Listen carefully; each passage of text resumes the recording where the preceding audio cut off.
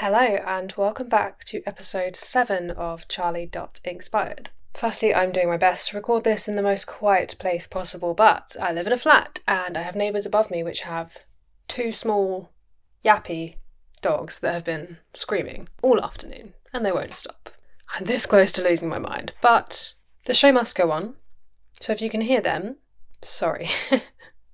Not much I can do about that. How has your week been? I personally had some weird cold thing going on, something going round. This time of year, everyone seems to get colds. I don't know if it's because the sun's starting to come out and people are going out. I don't know. But it sucks because I haven't gone anywhere. I don't leave the house unless I absolutely have to. But I have spent the majority of my week watching The Traitors. And by watching it, I mean finishing season 1 and 2 of the UK version. Oh my god, it is the most intense, thrilling show ever. I love it. And if you haven't watched it yet, I thoroughly recommend that you do. I just wanted to take a moment to recommend my latest music video for my latest single, Hush Hush. I've plugged it in a couple of my previous videos, but this is less of a plug and more of a please help me kind of message.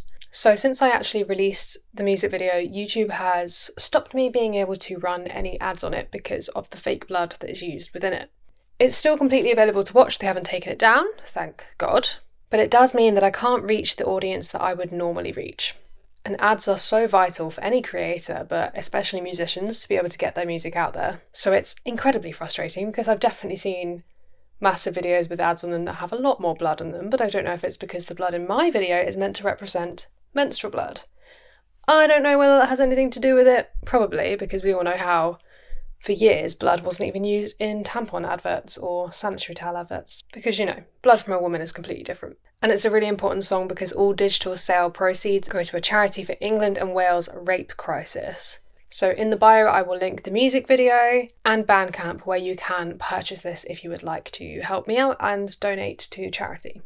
So thank you. And if you can't donate, that's absolutely fine. Please just share the video.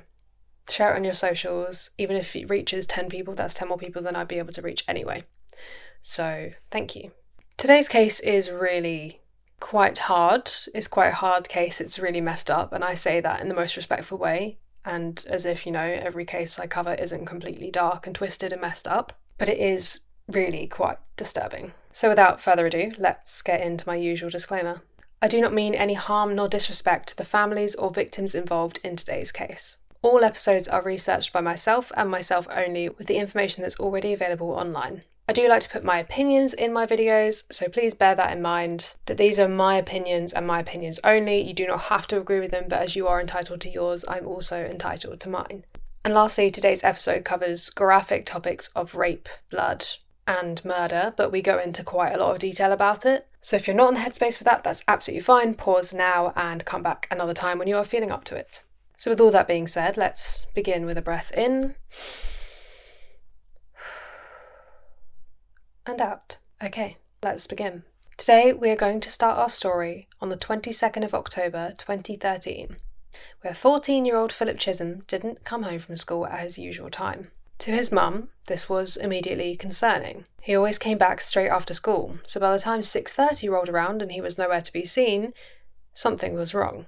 She rang the police to report him missing, and police flooded the streets to look for the missing child. But only a few hours after he was reported missing, his maths teacher from Danvers High School was also reported missing, and police had no idea about the chaos they were about to unravel. So let's start with Colleen Ritzer. Colleen was a 24-year-old maths teacher in Danvers, Massachusetts. She was in her second year of teaching at this school, and she was incredibly intelligent and bright. I mean, as we can tell by the subject matter that she would teach in a secondary school, because let's face it, maths is the most difficult subject in the world. But alongside teaching, she was also studying for her master's degree at Salem State University. Firstly, bravo to Colleen, because at the age of 24, to already be 2 years into teaching and studying a master's at the same time, her whole career was ahead of her. Colleen lived with her parents Tom and Peggy Ritzer, and she also had 2 younger siblings. Her family and friends all spoke so highly of Colleen and said she was so bright and so kind. And that was proven in the way that she taught her students. She was kind to every student, no matter what their behaviour, no matter where they come from, their home life, anything. I genuinely believe that Colleen wanted to make a difference to every single child's life, because at the top of her board in her classroom was a sign that said, "You matter." And if that doesn't tell you the type of person that Colleen was, I don't know what will. And Colleen was so loved by her students. She was literally like Miss Honey. She was sweet, intelligent, bright, kind, warm, everything you could ever possibly want from a teacher. And she would go above and beyond all the time to provide support to her students. And she believed that no child deserved to be overlooked. And to them, she was young, kind, approachable. So it was no wonder that they adored her. Every morning, as the children were coming into school, she would stand outside of her classroom and say hi to the kids, wave at them, ask them how their weekend was. And most importantly, she'd speak to them like adults. Because she's only 24. So if the oldest students here are 16, there's only an 8-year difference. Colleen also had a Twitter page that was dedicated to her students. In her bio read, "Maths teacher, often too excited about the topics that I'm teaching." On this page, she would, help students that would tweet her about a maths question that they were having trouble with, or remind her class that they had a quiz tomorrow. So they would follow her and interact with her, and I think that's such a cool idea, because essentially she was offering out of hours support to her school kids, and it's in such a youthful way that they're going to interact with. I think she was genius, and I think she was onto something there. And it just proves how seriously she took her job and how much she genuinely cared. You wouldn't do that in your own spare time if you didn't care. I don't know any teacher that would have done that. And she truly did have a passion in helping her students, not only with maths or schoolwork, but in believing in themselves. And she would constantly inspire everyone that she came into contact with. When researching this case, I couldn't help but think of her students and how honoured they must have felt to be taught by her. I know I personally would have loved to have someone like Colleen teach me maths at school, because maths is something that a lot of people do really struggle with. I myself have dyscalculia? I don't know how you say it. Probably because it's a really difficult word. I don't know why they would do that. But that meant that I really, really struggle with numbers and maths, and in school it was just impossible for me. And it really lowered my self-esteem. I felt stupid, worthless, and untalented. You'd always hear about these students who were just naturally really gifted at maths, and they would always be described as gifted. And granted they were, but it just made me feel so stupid, to be honest. And it's so drilled into children that maths is one of the most vital topics to learn about, because you're going to use it in your everyday life, and people won't give you a job unless you have maths on your CV. And frankly, by the time I was taking GCSEs, my maths teacher completely gave up on me, to the point where he would be like, "Oh, just go wherever you want," and I'd go hang out in the music block, or he'd even let me take naps in class. At the time I thought, this is cool. Of course, as you would, as 15-year-old teenager, you would think, hell yeah, I don't have to do this. But looking back, that's not what I needed. It may have been what I wanted at the time, but it was not what I needed. I was completely given up on and failed by my teacher, and that affects my life because of that. Granted, my maths teacher did end up in prison, so I can't say he was the best example, but we move. But luckily in my case, I did actually get taken out of that class and kind of adopted by a female maths teacher that just really looked after me. She was incredible, and without her I wouldn't have passed, but she literally took me out my last year of school and was like, you need help, girl. And she did. She got me to pass just by the skin of my teeth, but I wouldn't have done that without her, because all it takes is one teacher to truly impact the rest of your life. And that's why this story resonates so much with me when I was researching Colleen and what she was like as a person, because we can all relate to a teacher that truly inspired us growing up. I know my music teacher is someone who shaped the person who I am today. And every time I think of an inspiring teacher, I think of all those teachers that, made a difference in my life. And sometimes I'll think, oh, what would they think, or what would they tell me to do? Because they were so incredible.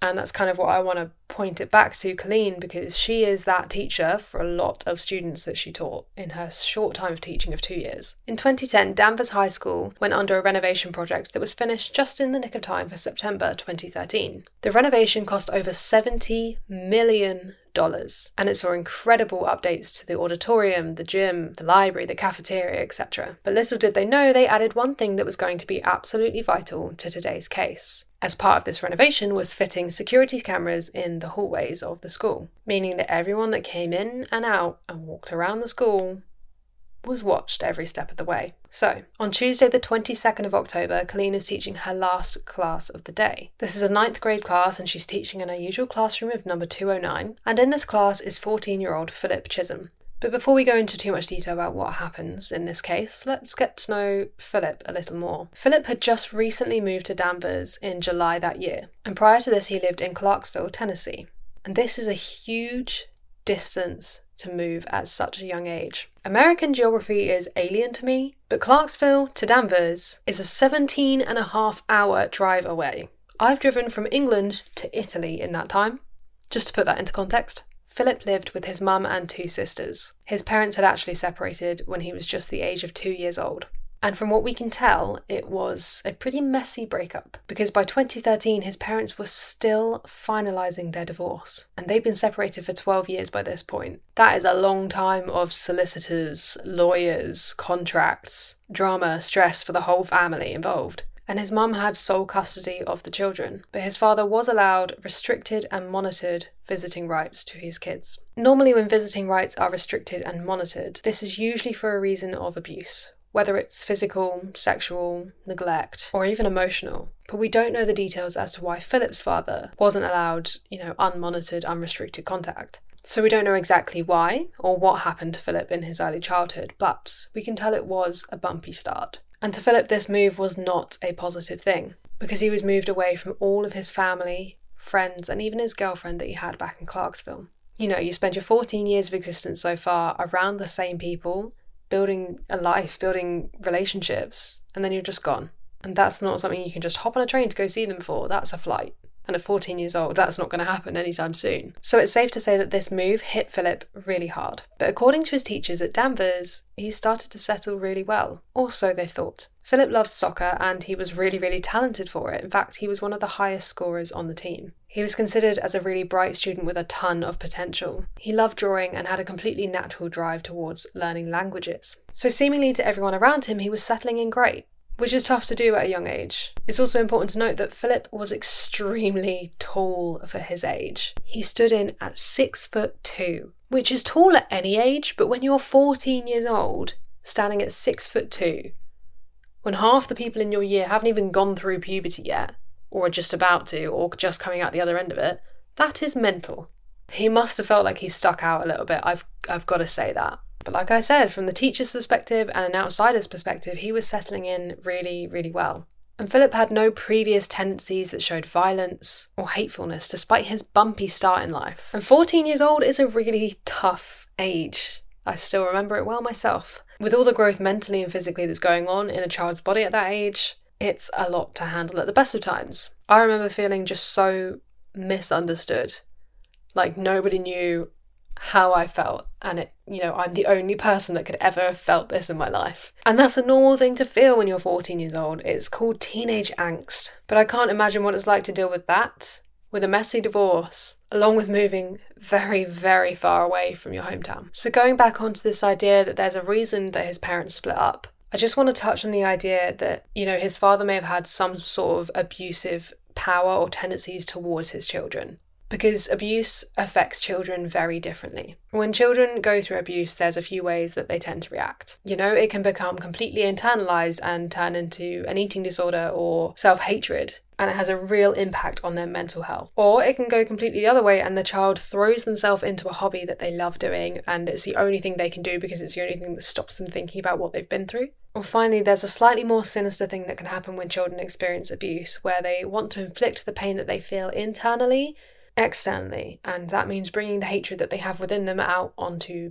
people in the outside world. Often this can reflect in children who harm animals at a young age, but Philip didn't have any sign of that. So he was fairly new to the school at this point, but his classmates that had already met him described him as quiet but kind. They said he kept himself to himself and nothing seemed out of the ordinary. That was until October 2013, where his classmates noticed a shift in him, and something suddenly felt different. So now that we've learnt a little bit about Phil, let's go back onto the timeline. Back to the 22nd of October in the classroom at the end of the day. Colleen had just finished teaching and a couple of students stayed behind. And apparently this wasn't unusual at this school. Kids would stay behind to ask for extra help or just chat with their friends or chat with the teacher even. And one of these pupils to stay behind for the day was Philip. And the group were talking about, life in general, when somehow the topic of conversation got onto Tennessee. And Colleen, being the person that she was, remembered that, hey, Philip, weren't you from Tennessee? And she asked him, do you miss home? Suddenly, Philip became obviously agitated and upset. almost like this question triggered an emotional response from him. But Colleen picked up on this immediately and shut the conversation down and quickly moved it on to something else. After all, it was an innocent question. She didn't mean any harm by it. She was just genuinely being interested. Some of the students that stayed behind and were part of this conversation noticed that Philip didn't calm down even when the conversation moved on. They said that he remained distressed, upset, and even started whispering to himself under his own breath. So around 2:54 p.m, Colleen leaves the classroom to go to the female toilet on the second floor. Almost immediately after she walks down the hall, we see Philip come out of the classroom and look around. He stands in the hallway for a minute, looks around, and then goes back into the class. When he comes out of the classroom again, he has a blue hoodie pulled up over his head, and in his hand, he has a pair of white gloves. And he follows Colleen to the toilet. So we've seen Philip follow Colleen into the toilet.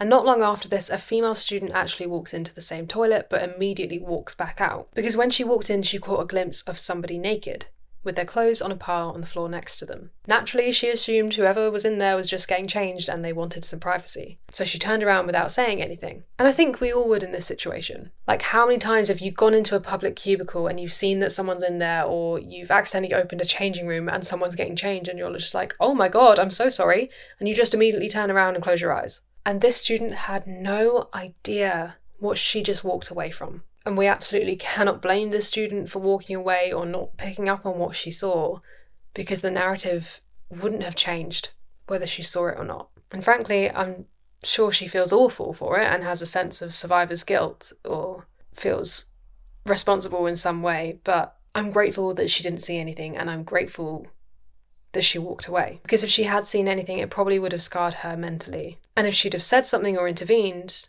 she may not be alive today. Unknowingly, she saved her life that day by turning around. At 3:07, just 10 minutes after Philip followed Colleen into the toilet, Philip is seen walking out alone. And in this clip on CCTV, we can see blood all over his hands. And he's clutching a bunch of clothes as he's walking out to the car park. But he soon re-enters the school building at 3:09. But this time wearing a white t-shirt. Firstly, how didn't he get blood all over this t-shirt? I honestly don't know, and frankly it's borderline impressive that he didn't, because his hands were covered. He goes back into the classroom of 2:09, and when he walks back out at 3:11, he's now wearing a red hoodie, and it's placed over the top of his head. So that's outfit change number 2, and yes, we are counting today. At 3:15, he makes his way back towards the second floor ladies' toilets. This time, he is carrying a huge wheelie bin. And the way he's moving it in this clip, you can see it's light, there's nothing in it. He's kind of using one hand behind him, like he's not tense or anything. He's virtually using no effort to pull it around. And he takes this upstairs into the toilet. And at 3:22, he's seen taking this wheelie bin out of the ladies' toilets and down the hall. But this time he's wearing a black ski mask. Outfit change number 3. And as we see him make his way back towards the car park, we can clearly see that the weight of the wheelie bin has changed. He's kind of using both hands, he's dragging it, he's using a lot more effort. And he wheels this bin through the car park, where he actually passes a man walking his dog. In this case, there are so many crossover moments where people just unknowingly walk past Philip with no clue about what he's doing. And it just goes to show you never truly know what someone is up to. It's just slightly chilling that, this man's just walking his dog and, 2 feet away from him is, well, we'll go on to find out. He walks through the car park and towards a wooded area behind the school. And at 4 p.m, Philip goes back into the school, but this time wearing no shoes. Outfit change number 4. But the jeans that he is wearing are covered in blood. By 4:04, he goes into the disabled toilets on the same floor opposite the ladies' toilets, and he's carrying a bag with him. And here he comes out in outfit change number 5, where he's wearing black shorts, a black hoodie, and now glasses. And there's no surprise at what Philip is doing with each single outfit change. No, he's not trying to compete for the most outfits worn in the space of 20 minutes. He's trying to change his identity in every clip that he's seen on CCTV, which begs the question. He knows the CCTV is there. He's a student there. He would have been told. He would have seen it. And the fact that he's actually going to the effort of changing every 5 minutes tells us what? Like, why bother? You know the CCTV's there. And with what we go on to find out, this doesn't make much sense to me, because these are very poor attempts at covering his identity. At 4:16, Philip leaves the school and is seen running away. But where did he go? Turns out he actually went to the mall to go get some food. Oh, and after that he treats himself to the showing of Gravity in the local cinema at a 4:30 showing. I say treated himself. After all, He's using Colleen's credit card. And again, this is all caught on CCTV. But he's using Colleen's card. What does this tell us? I think it's safe to say he didn't do all of this just to steal Colleen's card for the sake of what? A $10 meal and a $10 cinema ticket? And to me, this is kind of a last-ditch attempt at any sense of control over the situation. Some people might argue otherwise, that he was in shock and he needed to distract himself. You know, he's just a child after all. Perhaps he can't comprehend what he's done. But I disagree. And I wholeheartedly disagree because this was no spur-of-the-moment situation. As on the morning of the 22nd of October, Phil packed a kill kit. In this kill kit was a black ski mask, white gloves, multiple changes of clothes, and a Stanley knife. Does that scream spur of the moment to you? Well, we'll get more onto that topic later. So we're now at around 6:30 p.m. where Philip's mum has phoned the police to report him missing. Police are searching all over town for him. News gets back to the Danvers High School principal, Susan Ambrozovich, and doing the right thing. At around 9 p.m, she emails all the teachers to let them know of a missing student. And it wasn't long after this email was sent out that Susan received an email from another maths teacher in the school. Because Colleen's parents, Peggy and Tom, had actually contacted this other maths teacher to say that Colleen hadn't come home yet, which was out of character for her. She would often come straight home from school and get busy with marking. And Colleen still lived with her parents, so it wasn't unusual for them to notice this. But this maths teacher contacted the principal, Susan, with the concerns that Colleen was also missing, and that Philip was in her last class of the day. So immediately speculations start flying everywhere, naturally as they probably would. Had the two run off together? Because what are the chances of both of these people being missing at the same time? So Colleen's parents, Tom and Peggy, go to the school along with the principal, Susan, and search everywhere for her. Perhaps it was completely innocent, perhaps she stayed behind and lost track of time. But they searched everywhere and couldn't find Colleen. But they could find that her car was still in the staff car park, where Tom and Peggy got that gut feeling that something was terribly wrong.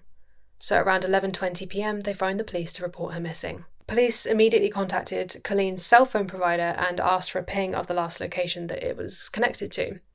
And it was still in the same area of the school.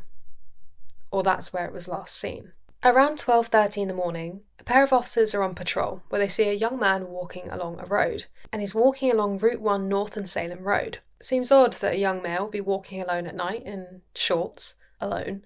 So they stop him. They chat to him and they ask where he's going, and he says, "Nowhere.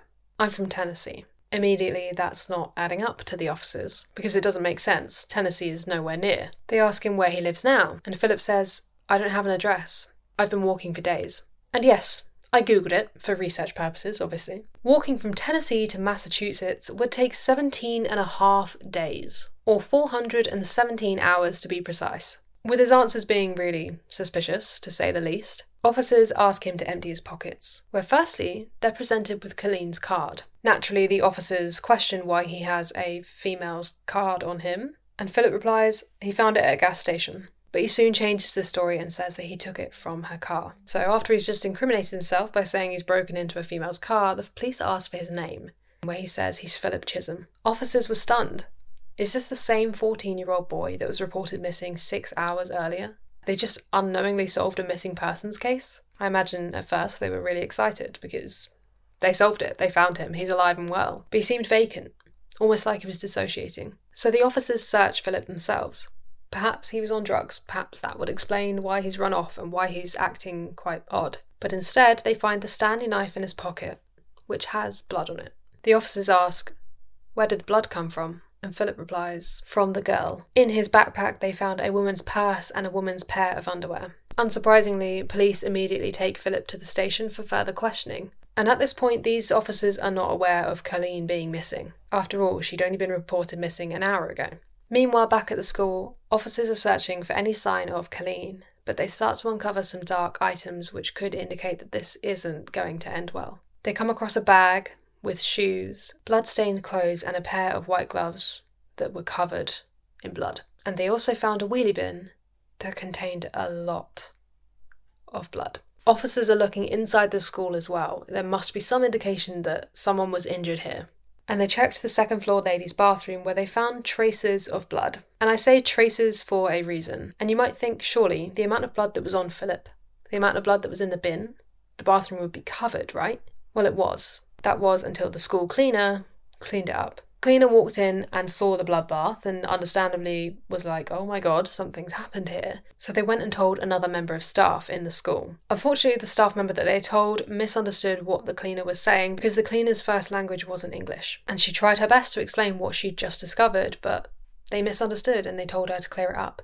So she does, as you would. You don't speak a great amount of English, you've tried to say something and your superior tells you to go clean it up. You're going to go clear it up. But she was unknowingly destroying a whole bunch of evidence. But luckily, we didn't need this evidence to truly pin this on Philip. So after spotting traces of blood all over the bathroom, officers check CCTV, where here their minds are blown, as they essentially watch Philip murder Colleen. So police know Colleen's around here somewhere. But is she still alive? Officers back at the station with Philip were notified of what they saw on CCTV and the items that they found in the wooded area behind the school. So they asked Philip straight up, can we still help her? And Philip replied no, she's buried in the woods.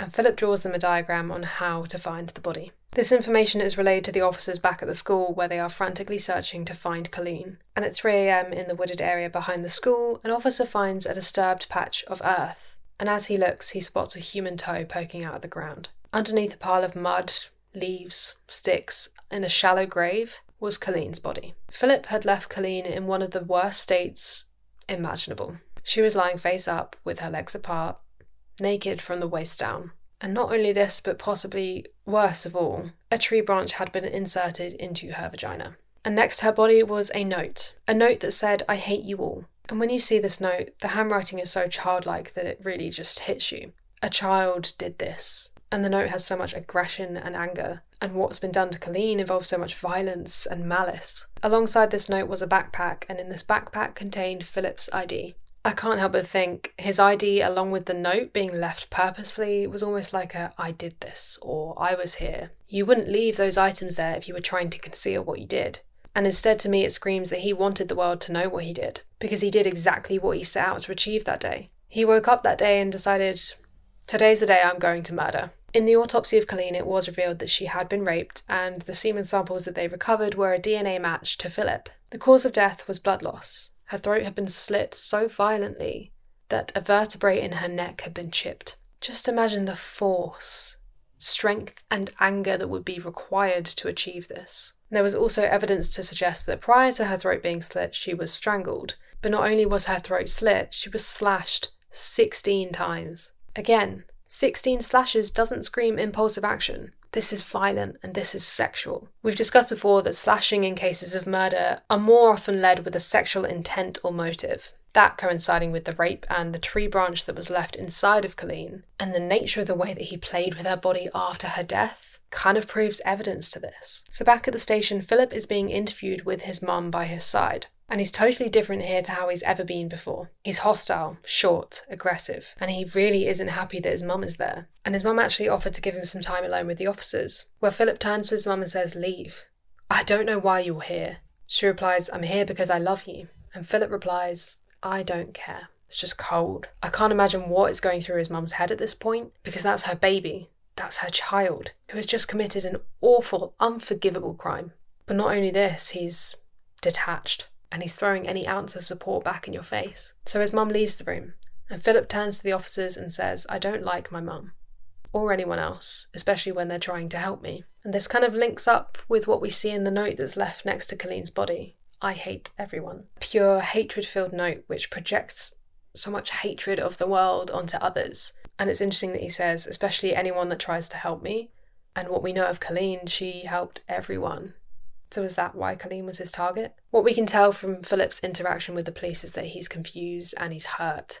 This is a conflicted child with so much anger inside of him. Is he inherently antisocial? Was he always destined to act out this way? But Philip begins to describe Colleen's death in detail. And I mean absolute minute details that we probably didn't want to know. And he explains to the officers exactly how he attacked Colleen. He tells them that he attacked her in the toilet, punched her in the face, and then slashed her throat as he raped her. He then put her in the wheelie bin and buried her in the woods in the most humiliating way possible. And the way he goes on to describe the slashing of the throat, he says he knew exactly where the main artery was in order to kill her. And the way he describes it is, the way it works is like a dragon's kiss. The blood all rushes up, so when I hit her, there was a lot of blood. And officers noted that he almost seemed excited by the amount of blood he was describing. like he was almost proud of it. Philip then also told police, after she insulted me, that's when I became the teacher. And yeah, everything we can see about this interaction shows malice and intent, and a very sexual drive. He wanted to humiliate Colleen. We later find that Philip and Colleen's phones had both been smashed, and they were actually found at the cinema. Philip tells the officers that he smashed the phones because he didn't want to be tracked by GPS. Not,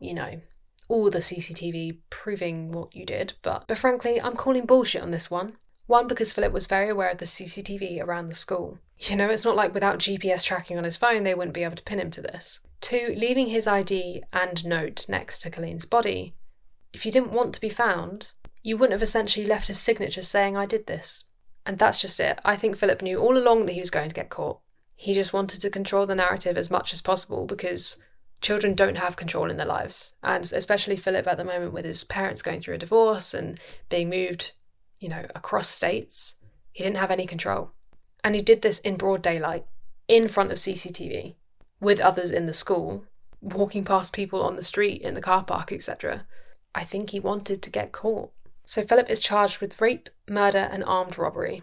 And whilst he's waiting for trial, he's staying in Metro Youth Services. And seemingly this was one of the worst places to put him, because there was a distinct lack of security here.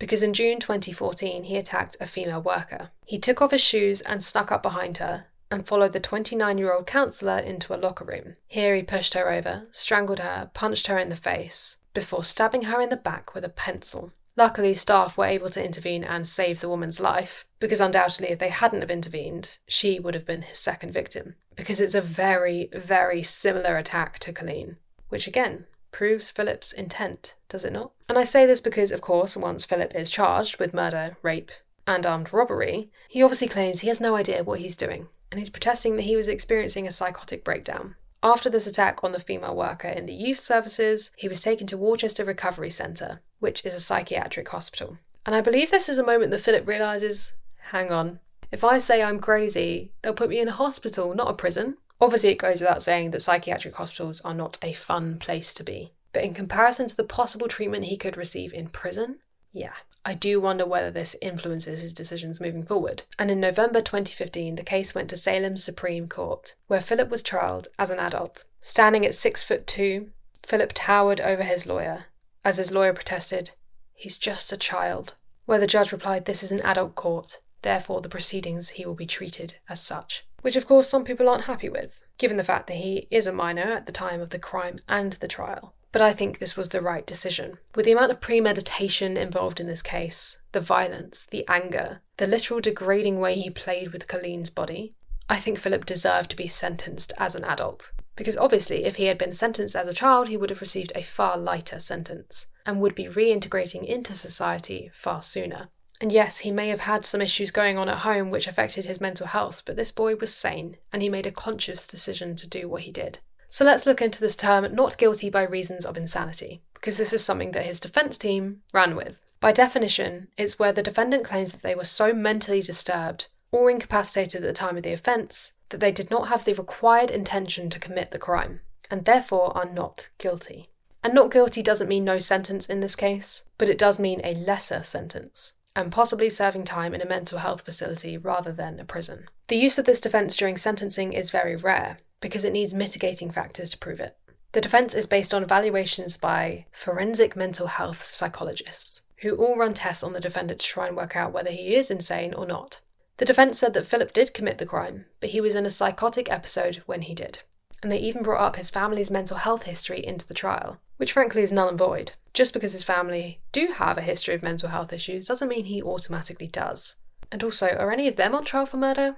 No? Well, there we go. Because mental health is never an excuse for a crime like this. There is no such thing as an excuse for a crime. It can, however, provide an insight to an explanation. I think Emma Kenny, the genius psychologist, puts it perfectly, and any time she covers a case where mental health is brought into it, especially when it comes into defence. Mentally unwell people are not murderers. Murderers are murderers. And sometimes murderers so happen to have mental health issues. But because the defence were running with this insanity plea, he was assessed by multiple psychiatrists, where he was diagnosed with a brief psychotic episode. As much as this is incredibly frustrating to us, with hindsight, it gets worse. The defence were actually able to completely wipe Philip's confession and description of the murder to the police at the station. They claimed that he wanted to remain silent, but the police coerced him into speaking up. Which, let's be honest, is bullshit, because Philip had no issue with speaking up to the police. In fact, he went into depth.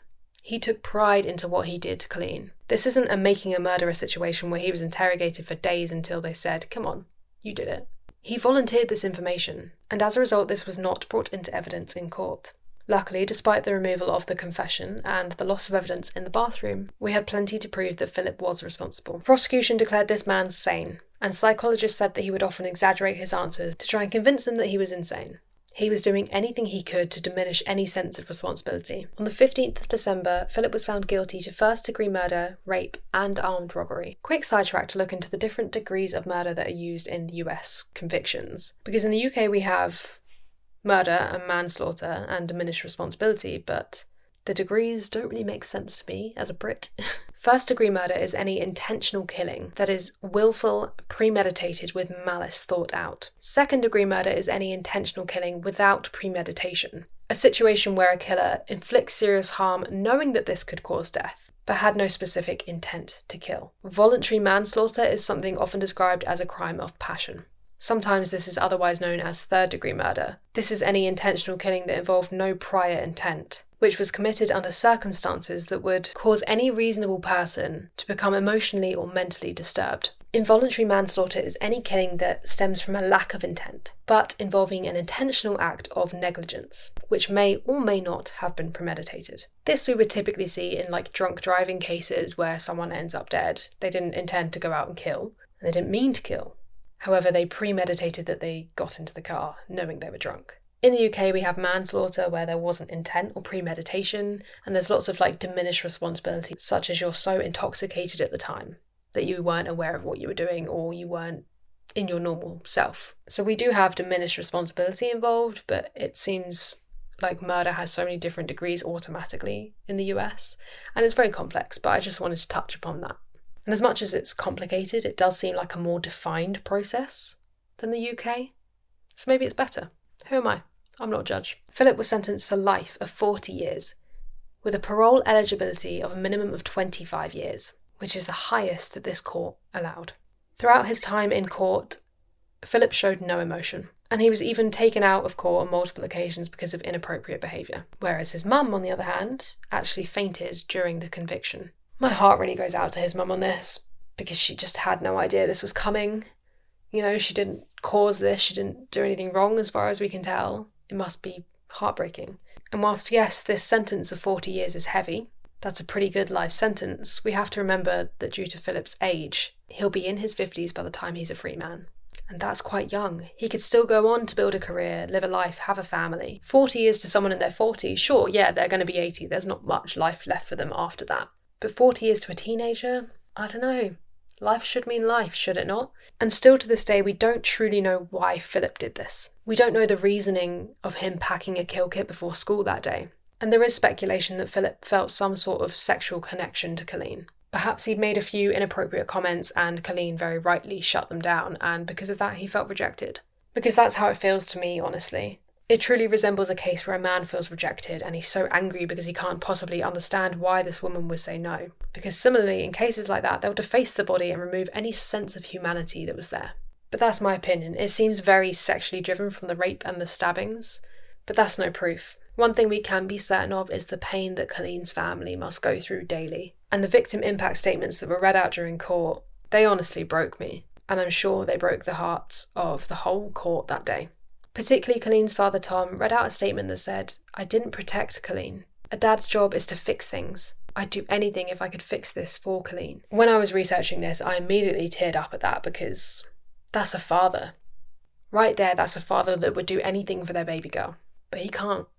He can never protect her again. The judge finalised the proceedings with a statement in Colleen's honour. Colleen lived a life of heroism. She will affect others eternally and her inspiration will never stop. Which is so true. Her students that she inspired, her family, her friends, that level of kindness, passion and inspiration will never die. Following Colleen's death, Colleen's family have established a scholarship scheme for high school students that demonstrate a passion for teaching. This scholarship they named after Colleen, and I can't help but think that she would be so proud of them for this. To continue her legacy in a way that represents everything she was passionate about is incredible. And there we have it, guys. That was the tragic, awful case of Colleen Ritzer, which can only really be described as a nightmare. Take some time for yourself, go drink some water, because when was the last time you did that? For me, it was about 2 hours ago, and I've been talking at this camera for a while, so yes, I'm croaky, I'm dehydrated.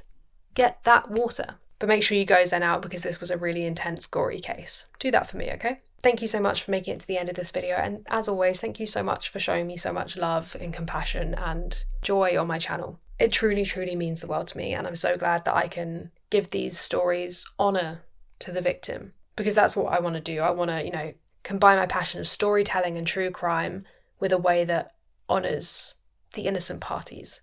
Make sure you hit subscribe so you never miss out on your weekly dose of true crime from me. And if you are an audio-only listener, please leave a review. If you're on YouTube, comment what case you would like me to cover next, or what you thought of this case. I want to hear your thoughts. I love interacting with you, and you guys are always so lovely, so thank you. My goal at the moment, it is March currently, I am trying to hit 500 followers by the end of March, and it's currently the 8th, International Women's Day, might I add, that I'm filming this. This will come out the week later. Can't do the maths whenever that day is. So at the moment I'm at 260 subscribers. I would like to try and get to 500 by the end of the month.